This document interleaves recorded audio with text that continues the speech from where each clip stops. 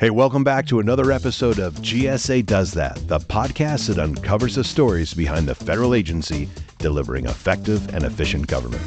I'm your host, Rob Trubia, and today we're talking about government technology modernization, specifically the Technology Modernization Fund, or TMF. And our guest for today's episode, the Executive Director of the TMF, Raylene Young. The TMF isn't just another bureaucratic term.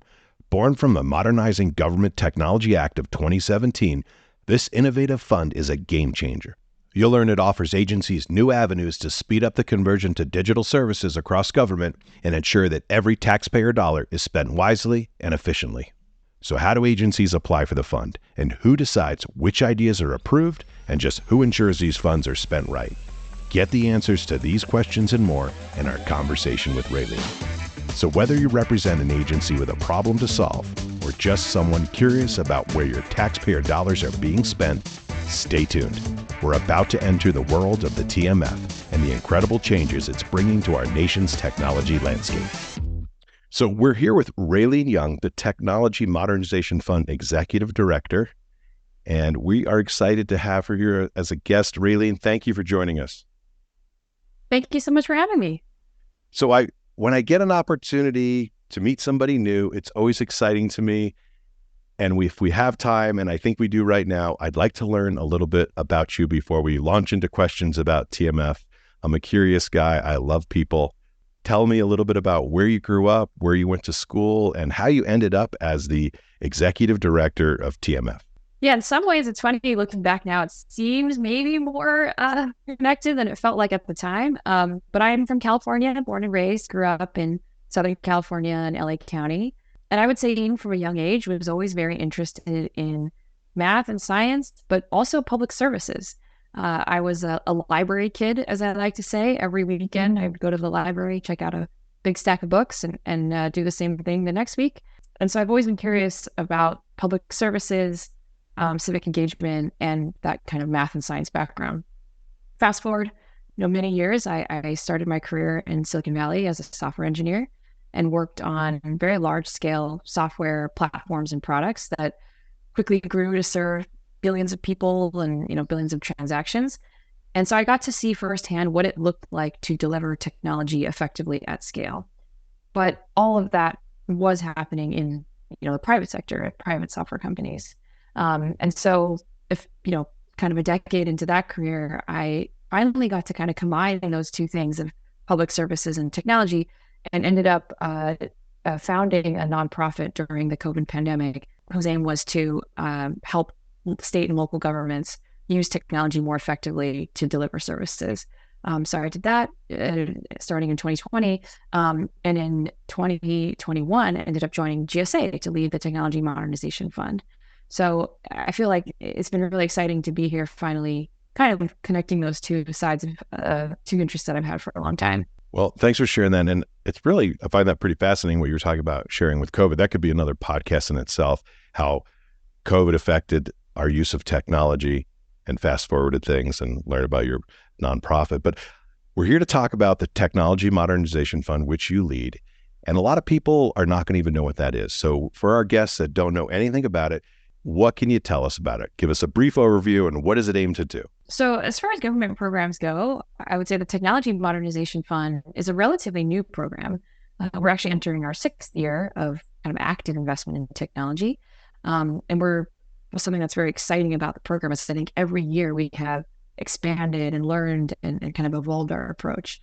But fundamentally, it is a very innovative investment program that sits in the federal government and serves the federal government. And we aim to help federal agencies deliver accessible, secure, and people-first services to the American public, and to use technology just far more effectively than they were before. Today, we have over $750 million of active investment in federal technology modernization projects, and those represent 45 different investments made in 27 federal agencies. So we have quite a large footprint and basically coordinate and provide oversight and support to this quite broad and exciting portfolio of technology projects. I think we all know the future of government services is certainly digital, more and more digital all of the time. How does TMF speed up the modernization of a digital government? So one core tenet of the TMF, and I think why we exist, effective technology investment does not really look the same as what a lot of investment in kind of traditional government programs look like. So a great example that we like to give is if you think about maybe staff or services that governments provide, like buildings or spaces or vehicles or kind of operations. They have this more annual cycle where it's you sort of know we serve this many people, we have this much these many operations we're supporting, you have a budget and you kind of execute on that budget and every year you sort of repeat that. The big difference with technology is it's not always such a linear type of investment or program. Sometimes you have to spend a significant amount of energy and time to kind of overhaul your system, to kind of bring it to the latest technology. Sometimes that can be reactive. You're sort of responding to the latest cybersecurity threats or the kind of state of the world in security. And sometimes it's proactive, where you realize that technology has advanced in such a way that you can upgrade what we have today and kind of speed things up, tenfold if you can make the right investments. So I think what the TMF recognizes is that technology style of investment in operations is not a one size fits all. It's not a kind of always doesn't always fit perfectly well into the annual appropriations process in government. And so what the TMF provides is a very flexible model. We provide funding that can be deployed within months to agencies in need to address urgent issues like cybersecurity ones. And we also provide integrated support. So not just funding, but also program management support, subject matter expertise, and we can kind of help support projects as they go and sort of integrate them and help them learn from other agencies often tackling very similar problems. So how is it different? Really help me understand how TMF is different than an agency. I'm thinking an agency out there is going, okay, we need to modernize this particular service that we provide to the public. We'll get that done. It's part of our budget. We'll make this happen. It's going to take this long. Where does TMF come in? How is TMF different, and how does it serve these agencies to allow them to go much faster? So there are a few key principles, I would say, of the TMF approach. I think first is that we very much complement the annual appropriations process. So we can provide kind of an additional boost of funding that maybe helps accelerate something that the agency might otherwise have taken a decade to do. We can help achieve that in a few years. I think, as I mentioned, we can also provide funding that off cycle, so within months instead of waiting, a 2-year cycle. So I think it's funding when you need it. That's one dimension. I think another piece is what we call our incremental and iterative kind of funding style. One big challenge that a lot of technology projects have is they follow what you might call waterfall approach. So you give them, you say, we're going to invest $10 million in this modernization project. And hopefully at the end of 3 or 4 years of working on it, we'll pop out on the other end with a much better system and everything's going to work great. I think in reality, and this has been borne through a lot of industry data, the vast majority of large software projects that are undertaken in that way tend to fail. And by fail, I mean either they're over budget, they're behind schedule, or they actually don't deliver on the functionality that they set out to do.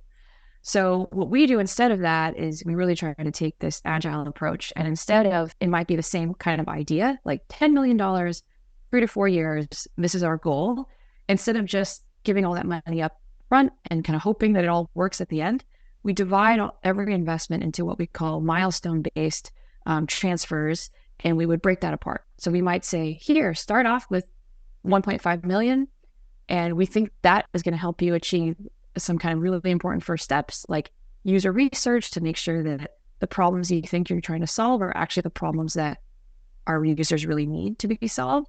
And, initial results, looking at acquisition and procurement. And so what we can do is not only tie that initial transfer of funding to specific results we hope to see on a much sooner time frame. It can be 3 months, 6 months, a year, but we also have the opportunity to take a look holistically and say, hey, we've spent 1.5 million on this. We thought we would get this out of it. Turns out that approach was wrong, or we need to pivot. And we've then kind of really course corrected early on rather than just embarked on that entire plan that maybe would have failed. So that's another really important aspect. I would say just one additional one that I alluded to earlier was we do, technology often is quite universal. Like many federal agencies are tackling very similar problems at the same time. They might be trying to pursue a zero trust architecture and very similar attributes across agencies, or even just technologies related to accessibility or forms or websites are very common. So another thing that's really unique about the TMF is, as if you're part of the portfolio, we can actually connect you with other agencies that might be tackling the same challenges, and you can actually get some economies of scale from advice, but sometimes also just, sharing best practices, kind of maybe speeding up your execution because you can see what another agency has learned, and you can maybe avoid pitfalls that they might have already encountered before you.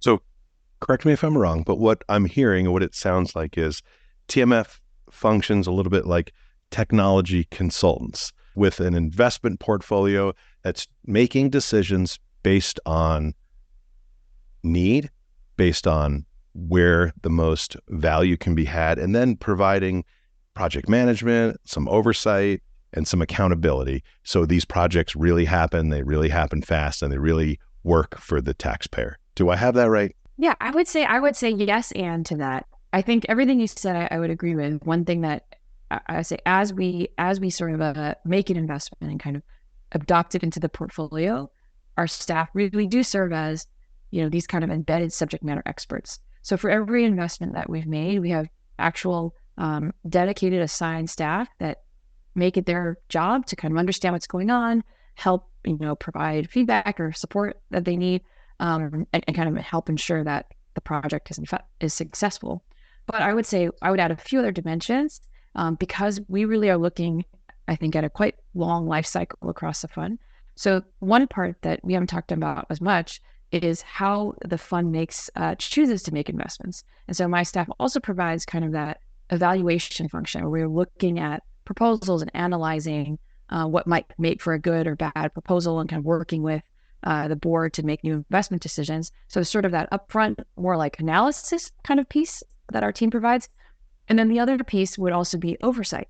So, while we are directly very much invested in our investment projects and their agency's success, we also have, we do keep in mind that oversight idea. So kind of the example I gave, if a project is off track, or it seems like the intention of the investment has kind of drifted, or it's maybe not set up to have as much impact as we hoped, my team is also responsible for keeping an eye on that and kind of surfacing concerns to the agencies, to the board, and kind of ensuring that we can course correct and try to get maximize impact as much as possible. So I think I'm starting to get a good picture of it, but I think what might help me the most, and maybe our listeners, can you take us through the process? Take us through an example project. How does it work? Yeah, so I would say the first part is really that kind of proposal submission, evaluation, sort of pre-investment process. And so I think it typically starts at an agency where there is a technology team or a program that has some system that they're really hoping to modernize and improve. What we've tried to do on our side is make it easier and easier for agencies to apply. So at this point, there's a very short form that might only take 15 minutes to fill out by an agency, where they can share with us, here's the problem we're trying to solve, here's the system we're trying to improve, what do you think? And so we kind of enter, I guess, a consultative phase in the very beginning of just trying to understand, is there something kind of worth investing in here that's a true, but like matches the priorities of the fund and is a great technology problem to tackle. So that happens up front, and there's a lot of dialogue around how to improve the proposal, how to tease out what the kind of core focus areas are, kind of to ensure that the investment amounts make sense and the repayment amounts. And from there, proposals do get presented to the TMF board, and they serve as, they're a cross-functional group of senior technology leaders from across the federal government. They're responsible for evaluating proposals and making recommendations for investments. So it goes through a multi-step process there. We have something called an initial project proposal and a final project proposal or full project proposal. But basically, you go through a multi-step process where you do get to essentially pitch the TMF board. It ends with a live presentation and a Q&A, live discussion. And from there, the board makes a recommendation and determination as to whether to fund it and make it into an investment. From there, we say that, you really become part of the portfolio. And as an active investment in the portfolio, you're assigned dedicated staff members. We call them investment managers. We have an operations investment manager, and a technical investment manager. So we have multiple investment managers that you get assigned and they know you get to know the team, and they're really your interface to all things that you need from the TMF going forward. So that can happen in that sort of project execution phase, ongoing discussion. At minimum, every quarter, every investment provides an update to the TMF board. It could be highlights of what's gone well. It could be requests for help. It can also be those challenges that they may run into or course correction that they might need. And then at the very end, we also like to do kind of a closeout process where we try to really capture what the impact was, and sort of capture that in the form of case studies and impact stories, and advice that we hope to share with any agency looking to tackle a similar problem. So this sounds like it could be a reality TV show where people are pitching ideas, and there's people deciding whether or not it's a good idea. Is this a worthy investment? And then providing oversight and accountability. And it sounds like there's some mentorship going on here. It's pretty fascinating. Can you share with us a success story? Walk us through a real world example of something that's been pitched, you took it on, and it's like, yes, that is a great example of TMF in action. Yeah, so happy to share a couple examples that were some of our earlier investments that we've actually written some of these impact stories up that we posted on our website too. And we're really proud of the work they've done. So one example is we helped farmers and consumers kind of do their jobs more effectively by streamlining the U.S. Department of Agriculture's produce inspection kind of process. So they have this process that helps safeguard the food supply and actually inspects billions of pounds of food per year, including school lunches and military meals ready to eat. So this is sort of a process that through a TMF investment, USDA was able to kind of meaningfully improve and bring online a process that previously was done via paper forms and kind of a lot of manual work. Another great example was an investment that we made in the Department of Labor that helped a specific type of laborers visa certifications related to agriculture and tradecraft. And previously, they had a daily limit of just 230 visas they could process a day. We actually helped them kind of more than double the sort of throughput there and meaningfully increase that, and also sped up the processing time of every application by 2 days. And so you can imagine for each person or each farmer or tradecraft business sort of waiting on those visas, saving days per application, I think you can see how it really translates to a lot of impact and kind of benefits to the end user. In terms of some of our newer investments that are still underway, one that I'm also really excited about is investments that we've made in both the National Archives and Records Administration and the U.S. Department of Veteran Affairs that are related to supporting veterans and their families. So these investments do a few different things, like help create access to digital service records through the National Archives, and that you can imagine that really speeds things up and helps veterans and their families get the access to the benefits that they are eligible for much more quickly. But we've also worked with the VA to help them kind of modernize their single sign-on experience, or kind of identity verification and sign-on experience that allows veterans, again, to access services much more quickly. So I think that will obviously have a huge impact for those people and those communities. I'm curious, for the agencies out there maybe that are listening right now, how hard is it to get approved? I mean, are you approving 1 in 100 or 1 in 10? Is it, oh yeah, we really approve them all. It's just we make them go through this process. I think one thing I'll say is it is a very selective process in that we really are trying to work with agencies to ensure that what they're trying to do is set up for success, will have real impact for the public, and kind of aligns with a lot of the core focus areas of the TMF, which include things like helping advance the cybersecurity posture for federal government, modernizing some of the highest priority, most sensitive systems, improving public-facing digital services, and really supporting a government-wide or cross-government collaboration through shared services. So we really are emphasizing all of those things. That said, I think what I would say to agencies is we are here to help. I think we recognize that just even by submitting an application, there is a real important problem behind that.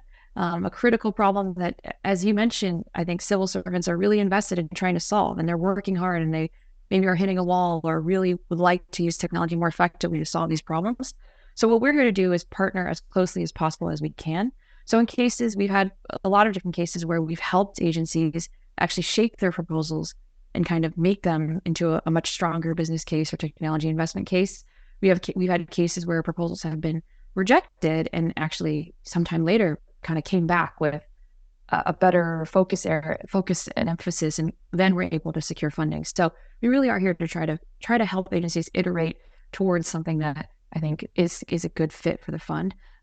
We've also heard from some cases that the process of going through the TMF has helped them better advocate for funding within their own agencies.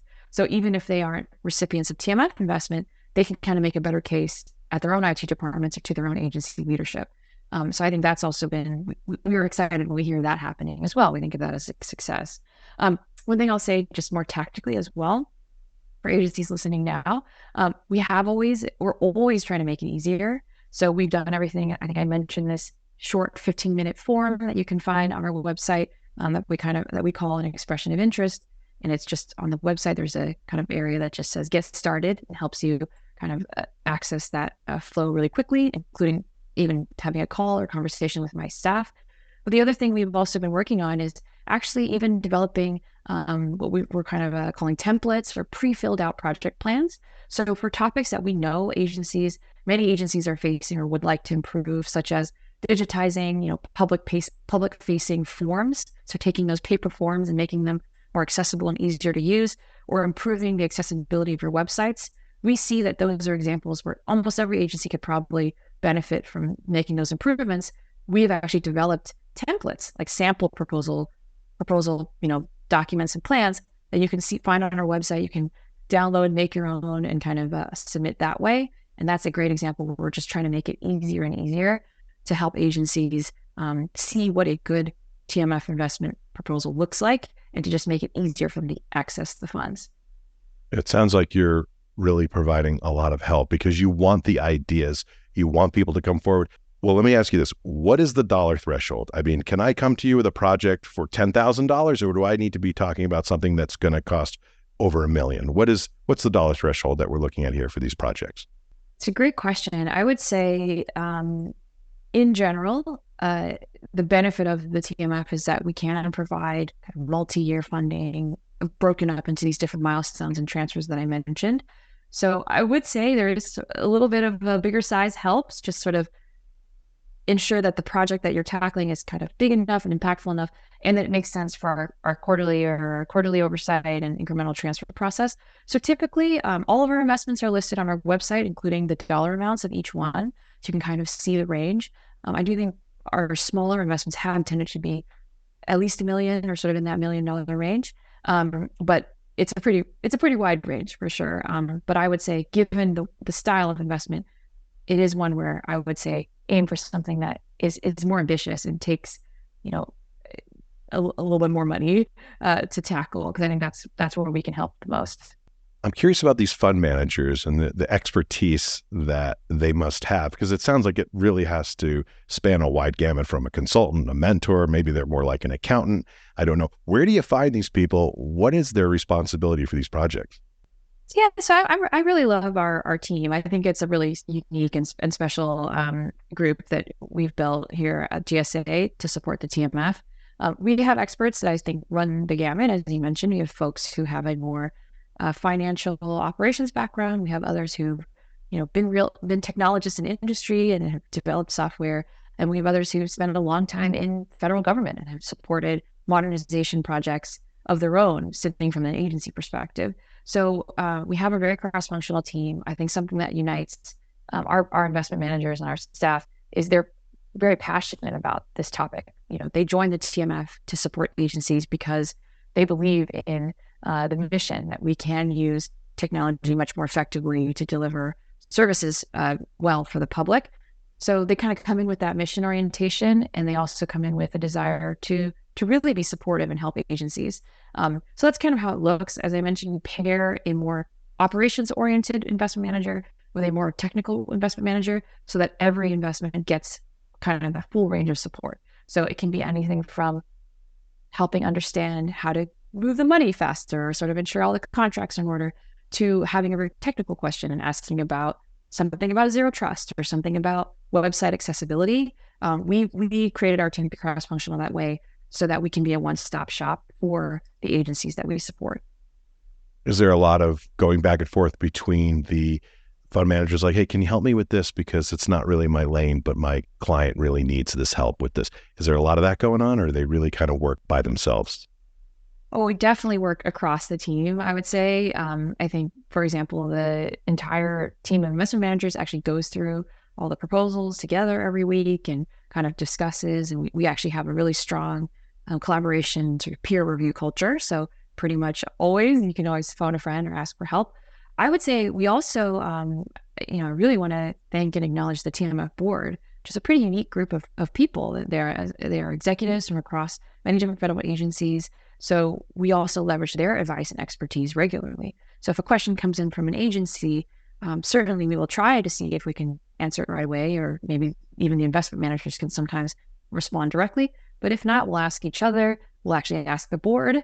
Sometimes we'll connect to agencies directly with different board members, and they hop on a call to provide advice. So I would say we try very much to use all of the resources and people that we can to provide that level of support back to agencies. Are you getting the number of proposals you'd like to be getting? Do you have more than you can handle, or are you in advertising mode? I would say, it's a great problem to have. I think we've been I would say we've had incredible demand for the fund, to date. We've had, over $3.5 billion worth of demand for funding and hundreds of proposals. But we are still open for business. I would say every day we're still asking agencies, keep applying. We have money to invest. We're excited to partner with you.